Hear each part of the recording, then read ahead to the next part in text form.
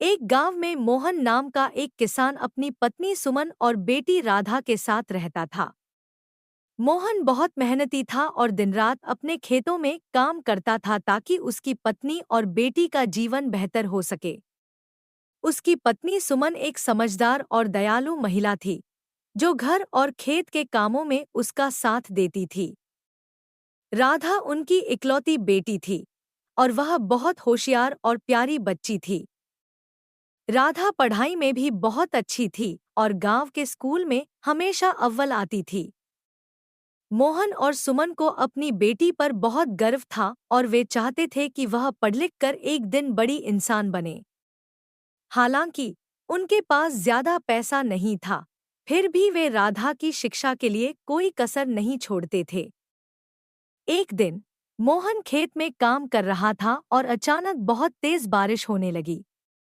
बारिश के कारण उसकी फसल को काफी नुकसान हुआ। मोहन बहुत परेशान हो गया, क्योंकि यह फसल ही उनकी आजीविका का साधन थी। उसने सोचा कि अब वह कैसे अपनी बेटी की पढ़ाई का खर्च उठा पाएगा। उसकी आंखों में आंसू आ गए और वह घर लौट आया। सुमन ने जब मोहन को उदास देखा तो उसने पूछा, क्या हुआ? आज तुम इतने दुखी क्यों हो? मोहन ने अपनी पत्नी को पूरी बात बताई और कहा, अब हमारी बेटी राधा की पढ़ाई का क्या होगा? मेरे पास पैसे नहीं बचे हैं और फसल भी बर्बाद हो गई है। सुमन ने मोहन को सांत्वना दी और कहा, हमें हिम्मत नहीं हारनी चाहिए। राधा बहुत समझदार है और हम मिलकर कुछ न कुछ उपाय जरूर निकालेंगे। भगवान हमारे साथ हैं। राधा ने भी अपने माता-पिता की बात सुनी।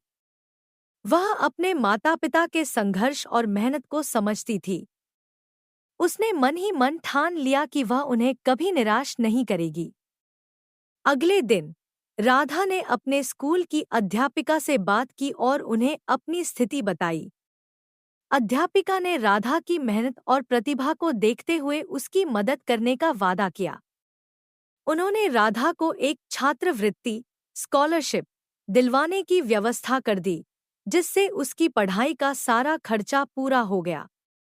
यह खबर जब मोहन और सुमन को पता चली तो उनकी खुशी का ठिकाना नहीं रहा। उन्होंने देखा कि उनकी बेटी ने अपनी बुद्धिमानी और साहस से उनके सभी संकटों का हल निकाल दिया।